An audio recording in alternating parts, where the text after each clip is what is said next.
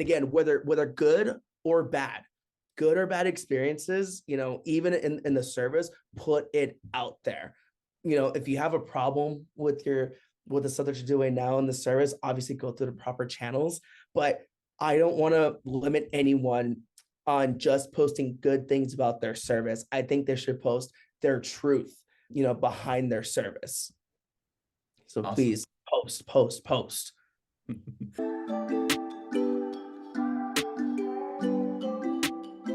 Welcome to the ASVAB Domination podcast, where we help you crush the Armed Services Vocational Aptitude Battery, also known as the ASVAB, in order to achieve your dreams of serving in the United States Armed Forces.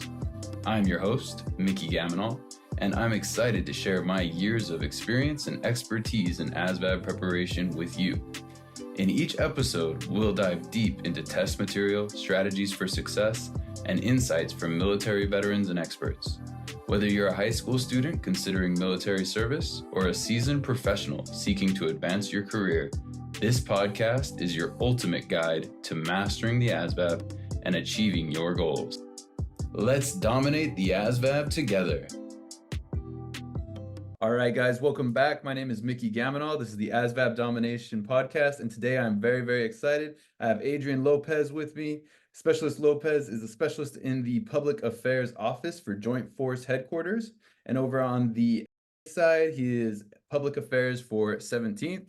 And 17th, if you don't know, is where I come from. I got a lot of love for 17th. I got a lot of love for the Nevada National Guard. And I've met Adrianne a few times. I did meet him first at my annual training where he was actually taking some pictures, doing something very unique, something that I've never seen another MOS do. You see soldiers taking pictures all the time, but not on mission. And so I thought that was very interesting. And that's probably what I'm most excited to speak with you about today. But we're going to have a little bit of a conversation about everything. Of course, always a little bit of ASVAB in there as well. So Specialist Lopez, thank you so much for joining us.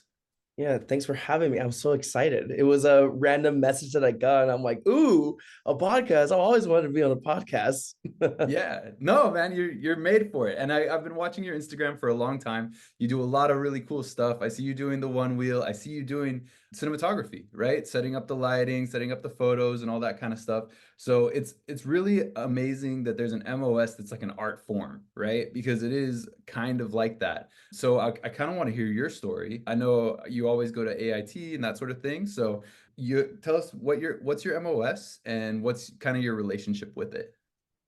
Yeah, so my MOS is a public affairs specialist. So it's a 46 Sierra. It's one of those really unique, I think it's the best job in the service, period. Of course, besides like aviation people and all, I think public affairs is the spot for me and for anyone who's a photographer, creative of some kind out there. Now, of course, it's a little different when you're doing it on the military side, right? Because public affairs is just a fancy term for photojournalist. I tell the story of all the soldiers and airmen here in Nevada and wherever else they decide to send me, right? So it's news, and I have to make sure that I tell the news in a way that doesn't,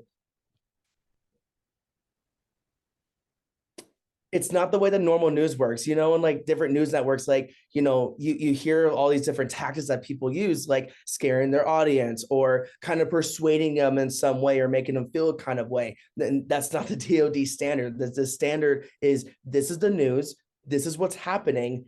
Here it is. You decide on how you want to take that news, whether it be, good things or bad things. All the stuff that we post, obviously, is like, a lot of highlights and a lot of highlighting the training and the capabilities of the Nevada National Guard, of course. So you're not really going to see maybe downfalls to it. I think that I definitely encourage people to speak up about that kind of stuff on, in other ways. But, I'm here to just tell the news, the stories of the Nevada National Guard. Awesome. Yeah. And you do great work. I mean, like I say, I've seen the photos, I've seen the videos that you do. Is it okay if I plug your Instagram real quick on here? Yeah, sure. Okay, cool. So anybody who's listening, check him out. Adrianne, ADRIANNE _Lopez. So it's 2 underscores actually. Oh, cool. So 2 underscores. between Adrianne Lopez. So definitely check him out. It's really cool stuff. And you're doing more than just Army stuff on there, which is great. But the Army stuff I think is it's really quality. And I think it's so cool that you have a job that can contribute to your social media on that level, and you're developing skills that can help you as a internet marketer, and these are super relevant skills going forward into the future. I think a lot of people, when they think of what MOS is going to give me the best position in life, they're thinking 68 whiskey. They're like, oh, I'm going to go medic, I'm going to go signal, right? They're thinking of these very technical careers. Yours is highly technical, but it's not one that jumps to mind. So what's it like at like AIT? Are you guys just talking about how to give public affairs, like how to be a public affairs specialist? Like, what does that look like? Yeah, so the AIT, it's 5 months now. They've lowered it. It used to be a 108-day class, which would take about 6 months ish. They've lowered it for the Army and for the Air Force. Now it's a 97-day, or I think it's 87-day course now. And so now it's about a little over 5 months. Okay. I want to say just about 5 months, yeah, of you going to a basic communications class, being taught by people who are just industry in their field. Like they know their stuff. You're being taught by people who have done this job for a long time and who do it incredibly well. So that it's a 5-month course, and it goes through communications. It goes through how to write an article. I never thought the Army would ever teach me English of all things. Like, they're teaching me English and grammar and all this stuff that I don't feel like I was ever have been strong at. And since coming back from that course, I feel a lot better in my communication methods and the way I write and the way I speak sometimes as well. And so you're writing articles in AP format, right? Because that's just a standard for the DoD, and for the AP news, it's just in that format is the best way to kind of tell the news, I guess. So it's not like persuasive, right? So you learn writing articles, you learn photography, you learn studio photography, like headshots, portraits, stuff like that. They give you a camera for the whole time, and you're learning photography, you're learning videography, you're learning how to conduct interviews, you're learning how to light interviews, you're learning how to light interviews in situations that isn't so favorable, and also other and how to make it better, just a little better, right? Because we also of course we're just telling the news, but we want to show it in the best light possible, both figuratively and physically, right? Nice. Yeah. I love the accidental puns. I think those are my favorite ones, is when you walk into it. But yeah, showing the best light, showing it in the best light. I dig it. Yeah. And 5 months is a long time. Like, that's a legit school. yeah, so it's one of the longer ones for the Army. My first MOS was about 2 months. My next MOS was only 3 weeks. And then, I go to the school for like 5 months, and yeah, it's definitely a lot to adjust to. It feels like forever.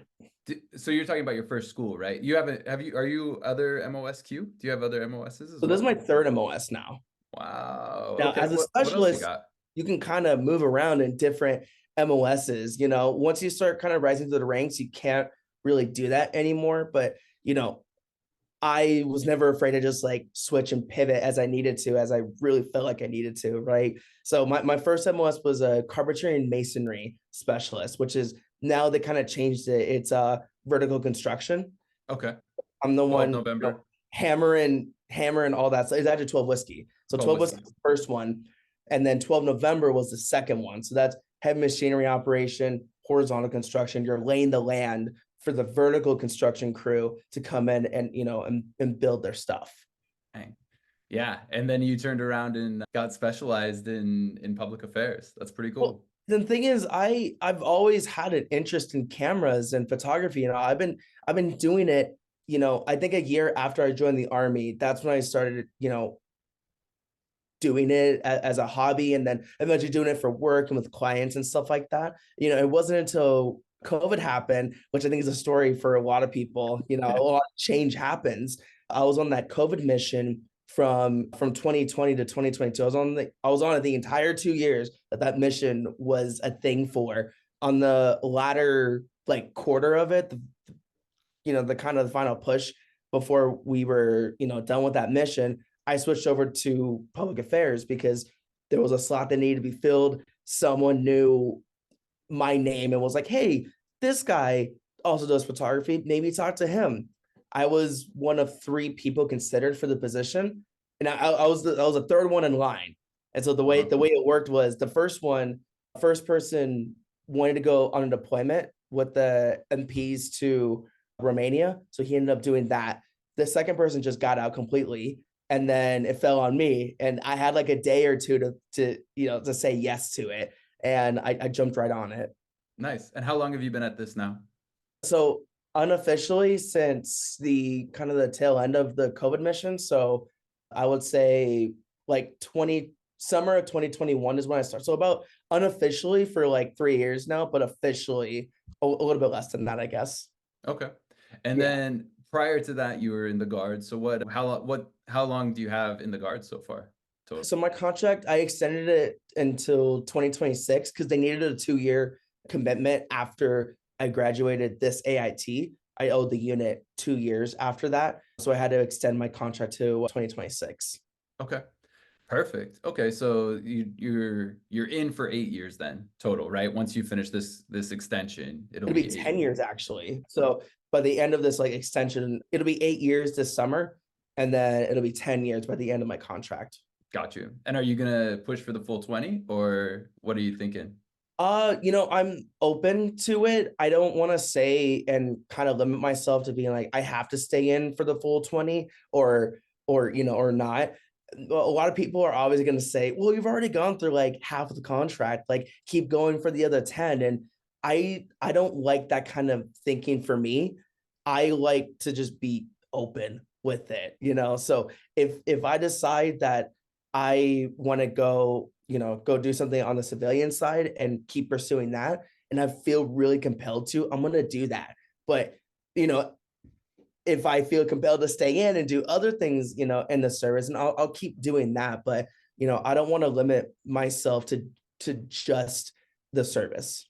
Excellent. No, I love it. I love it. And you can tell that that's the case. You can tell that that's kind of your mentality based on your MOS jumping, right? Because you're the kind of person who seeks out opportunities, you aren't going to get yourself stuck into some sort of a frame of mind where you can't take whatever's best for you at that time. And I think that's awesome. I think that's like Yeah, the way to do it.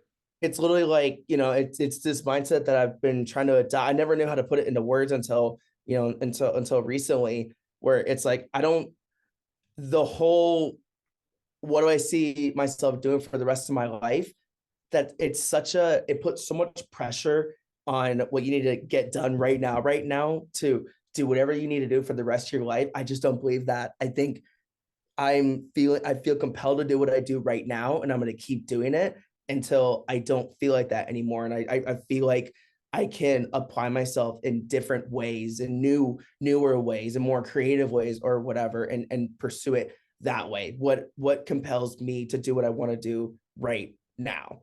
That's the framework that I'm been working with for the last years now.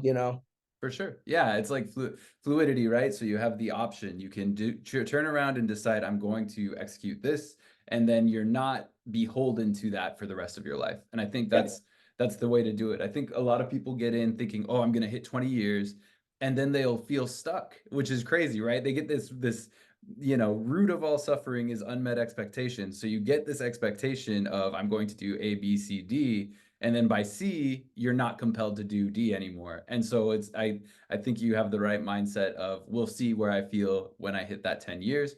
And you're obviously in the National Guard, so it's an M-day contract. So do you feel like it's a pretty heavy time commitment? I know that it's out, the jury's out on whether the National Guard's a heavy time commitment or not. 1 weekend a month, 2 weeks in the summer is a very loose term. So what's your opinion on that? So obviously, as the needs of the Army, of the National Guard, of your state, it changes. And I know soldiers have been seeing an increase in their days throughout the year of, when they have to drill. And, that's the needs of the Army. That's the needs of the National Guard. I don't, it, for me, and this is the important part, for me, for you, for them, for whoever, it's so different for everyone. But for me, I don't think that the commitment to 2 to 3 days to maybe sometimes 4 days a month is extensive. I know that some people end up, getting jobs that pay so well, and they end up sometimes they end up losing some money during that drill weekend. And to those people, I say, remember why you signed up in the first place. This is you serving your community, your country, but more importantly, your community in the National Guard. It's here in your home. Domestic. Yep. You know I what I love it. mean? Like, and you are getting paid for it, maybe not as much as what your job would be paying you instead. But this is what we signed up for.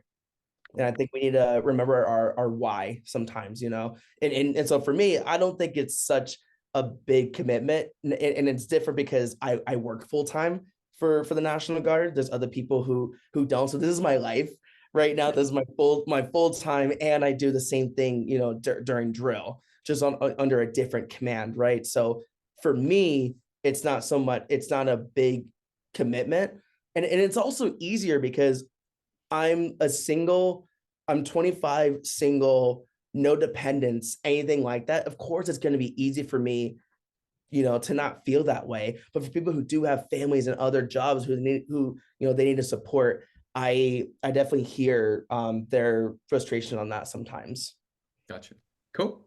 All right, awesome. So next question. What are some cool things that you've gotten to experience as a affairs enlisted service member? So in doing your public affairs, what is some cool stuff you've gotten to experience? Yeah, I mean, coming from a line unit and not really seeing much, it went from not seeing much to seeing everything. Everything big picture is my field. It's what I do. It's the messages that my commanders and your commanders are pushing out. It's people like me who are pushing that stuff out. And I understand what message they're trying to put. So I need to push that out as best as best I can. And so I've gotten to see just everything. I've gotten to fly in the helicopters now. I get to see all these units do amazing things.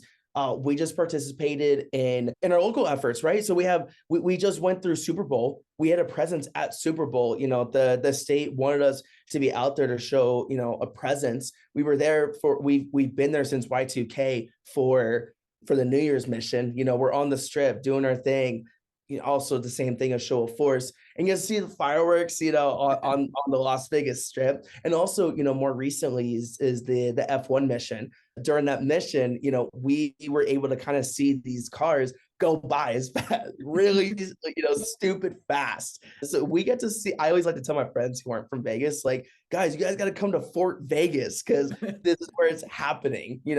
We're showing more presence in our community more nowadays than ever. So, I've gone to do a lot of that. Oh, and even meeting our leadership from NGB, for the National Guard Bureau. We had General Hoganson come down. We had SEA Whitehead come down, from NGB. Like, we have a lot of leaders who are looking at the stuff that we're doing here in Las Vegas, and they're interested in the things that we're doing, So I've gotten to see just a grand scheme of it all, and it's really exciting and just really, really dope to see. Nice. No, that's got to be one of the things that I love and miss most about Vegas is it's all about these extreme events, and like people are pouring money, people are flying in from all over, the best athletes, the best drivers, the best everything is going to be there.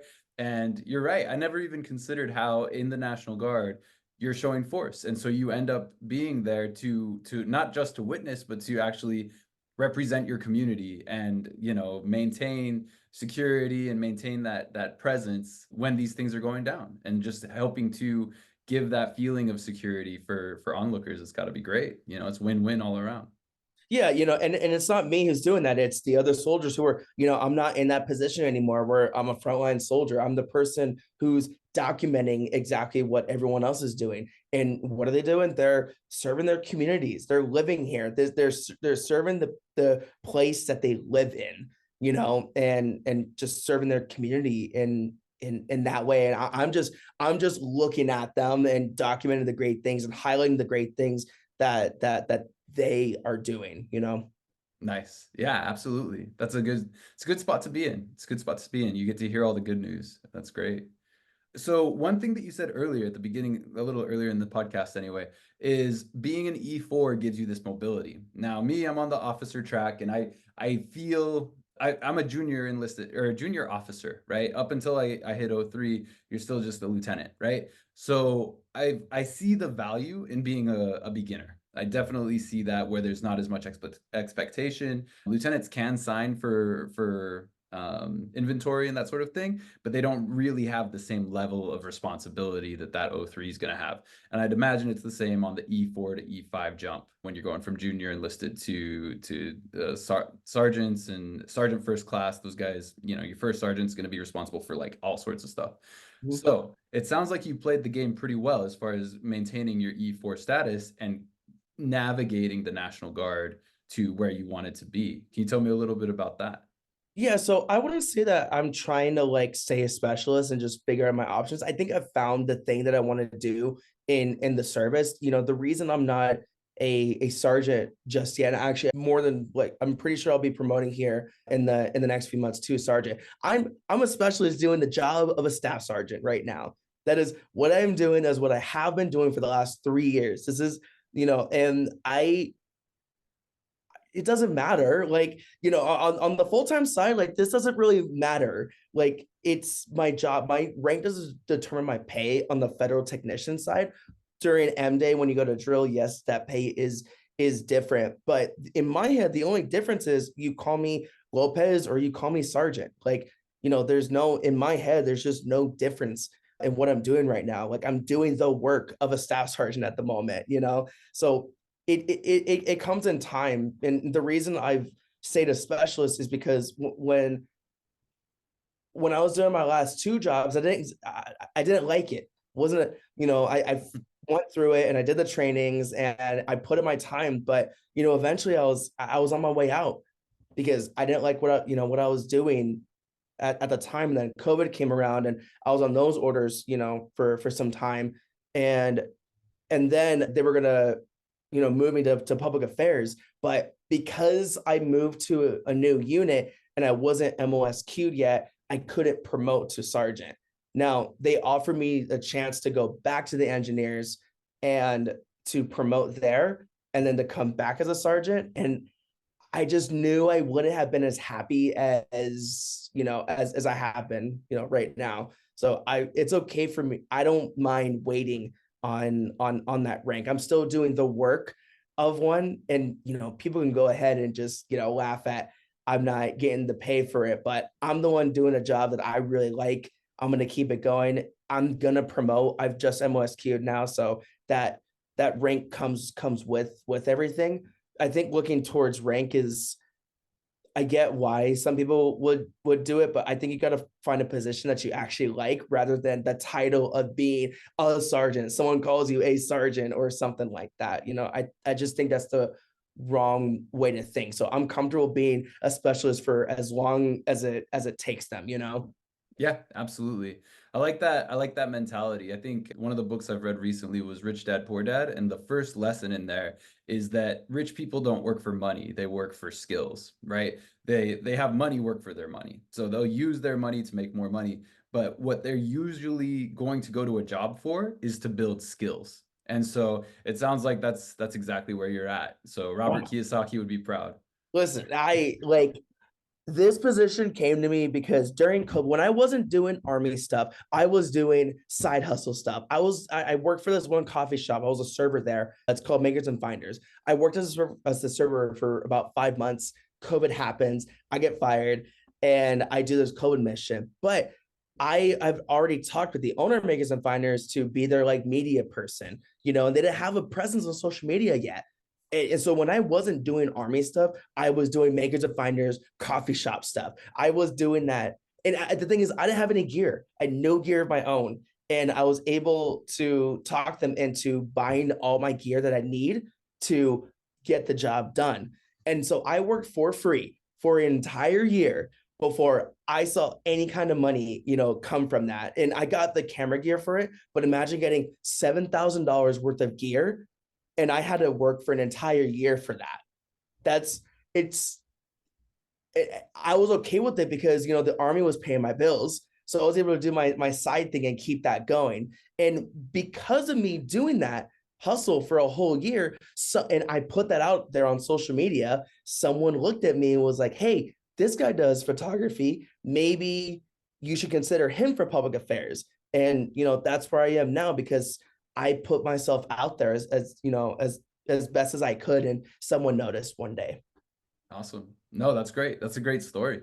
So something that is a little bit fun that you do, you said you roll with 702 one wheel. So you go on Right. your one wheel.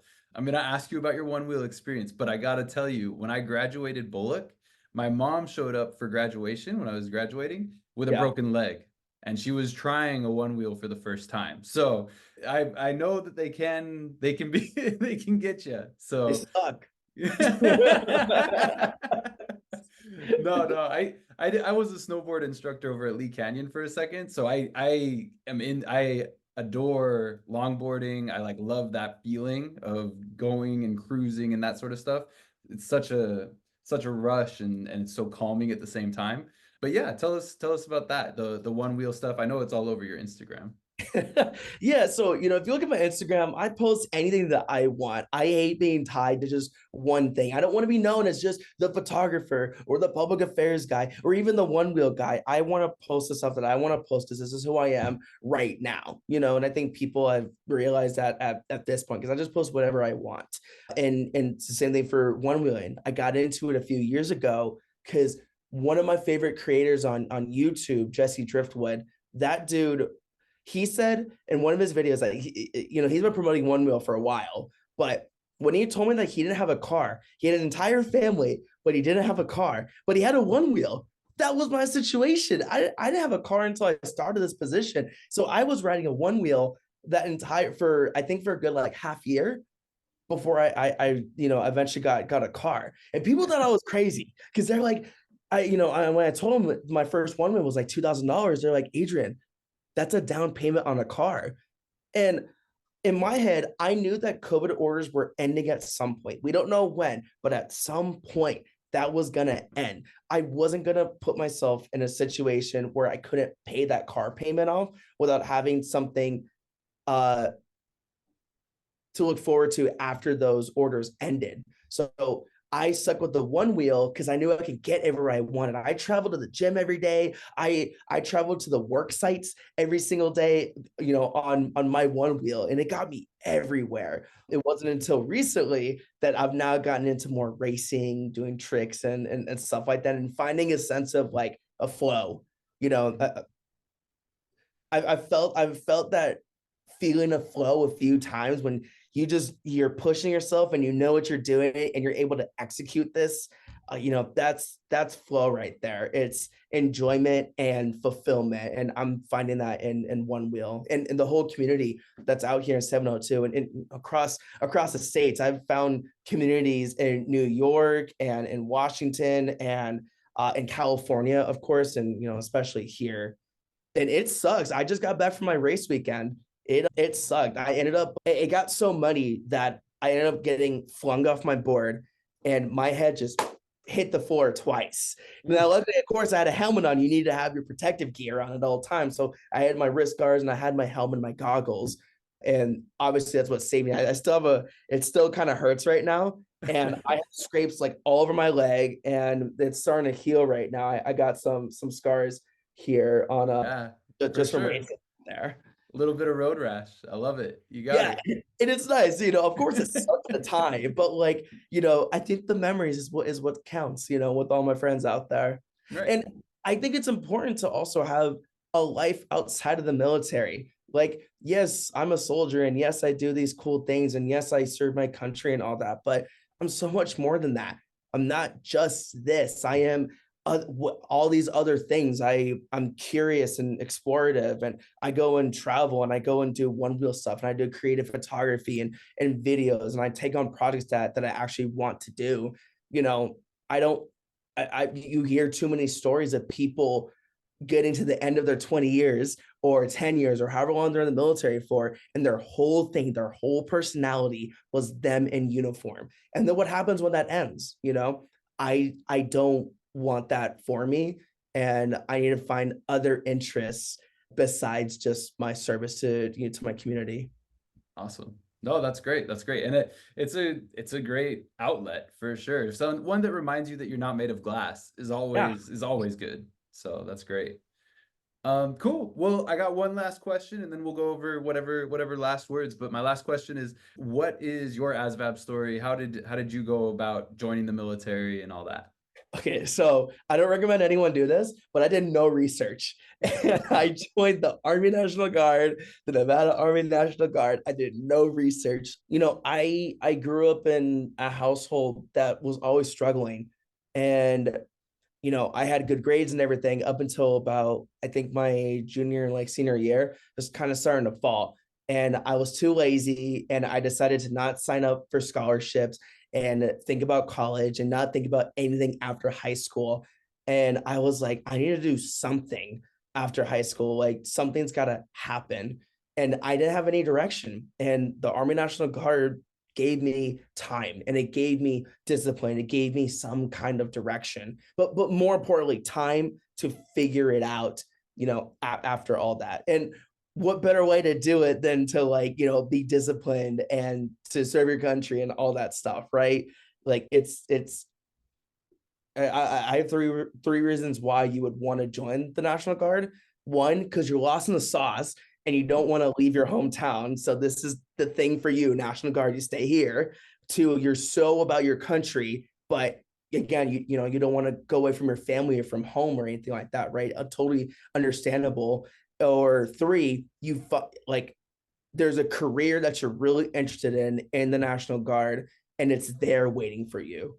Those are the three reasons why anyone would join the National Guard. And so that what the case for me was I was lost in the sauce and I needed some kind of direction. So I joined, and right after I graduated, about 2 months later, I enlisted and I joined, and I had to take the ASVAB, obviously before you join and all that. I got a score of 70. I is the ASVAB, it's 0 to 99, right?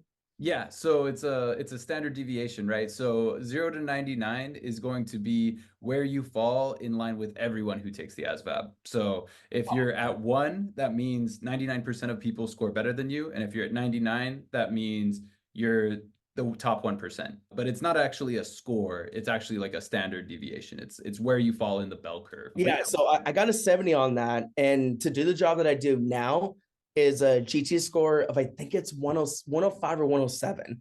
I fell, like, I think it was 2 points short of it. So there was a waiver that the school got for me. It's only up to like 5 points though. So, you can do a job. There's a waiver for everything. So, if you want to try to get like a certain job, there is a way for you to make it happen. There are waivers for like everything these days.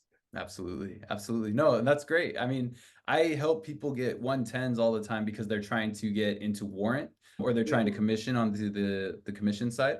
But yeah, there's waivers that you can turn around and get. I promise you though, you could have got those 2 points. If you would have tried again, I promise you could have got those 2 points. No problem. I definitely could have gotten those 2 points for sure, but like I didn't need to. And Right. luckily I was able to do that test and I had the knowledge that I had when I was 17. So luckily that still carries over and it keeps on going for the rest of your career, which is awesome. If I take that again, obviously I can get a higher score, but it worked out. No, that's great. That's great. And a 70 is very respectable, right? I meet with students who score in single digits all the time. And so it can be really disheartening. But a 70, you're not so worried about the line scores. You start seeing, because those line scores are usually a little bit higher in number Yeah. anyway. And so you feel better when you see it. So that's solid. And so that was to get this job, the 110 GT, or was that to get the engineering previously? For engineering, I think the engineers, you needed like an ASVAB score of like 30, I think at 30 or 33, something like that. But that's what they needed at the time. And when I first joined, I was like, well, if my life doesn't work out the way I kind of want it to or whatever, there's something to fall back on. There's a job in construction and engineering that I can kind of fall back on a little bit. So that's where my state of mind was at the time. So I decided to do that. And I knew there was like good money in it. If I really wanted to pursue that as a like career, I knew that they were going to give me a good stepping stone into that field if I so choose to one day, you know. Yeah, so that score was for the engineers, and then I didn't have to take it again because I only fell 2 points short of the 105 GT score. Or So they wait. I think I got a 105 and it was a 107 GT score. So I only fell 2 points short of it, but they were able to waive that for me, which was great. Awesome. No, that's great. So at the time, right, you felt a little lost in the sauce. You knew you wanted to stay home. Do you feel, I mean, I think I know the answer, but do you feel that the National Guard gave you the direction you were looking for? Yeah, there was at one point that I despised it. But I despised it because I was doing a job that I didn't want to do. Of course I was gonna despise it, like I didn't like what I was doing. I think I'm a fan of what I am who I am now because of the things that I've done in the service. Like it's been my life for the last almost 8 years now. This is a part of who I am, and I'm really I have no regrets in joining the Army National Guard. Awesome. Well, and you're an outstanding professional. You're very skilled in your craft. So you have a lot to be proud of. When you look back at everything that you've accomplished in the National Guard, you actually have pictures. Like most people will look back and they're going to be like, oh, I hope I got a shadow board on my way out or something like that. But you have documentation throughout your entire career. So that's awesome. That's a good spot to be in. Cool. Well, that's about all I have. Is there anything you wanted to put out there? Anything that you'd like to say? Yeah. So I chose to put my stuff on social media. Okay. Like that was a decision that I made. This job wasn't the reason why I'm able to do that. I've been doing it forever now. And any one of you can do it as well. Anyone out there can do it. Just put your truth out there, put your own stuff out there. And there's a community for you, for you out there. If you want to document your time in the service and post it, please do it. Like all people like me are like pushing for everyone to do that. And I think the reason why people haven't is because some people end up getting a little afraid of social media, of people, because we are targets in a way. We're people who get targeted for scams and, for bad things to happen. And I get that. I think there's a smart way to do it. Obviously, if the governor came over here right now, obviously you should not post that you shook hands with the governor right here, right now. That violates every bit of OPSEC. And, you're telling people where you are right here, right now. The smarter way is give it an hour after he leaves and then go ahead and post it, right? So there's a smart way to go about using your social media. The DoD encourages you to use your social media, but use it in a smart way.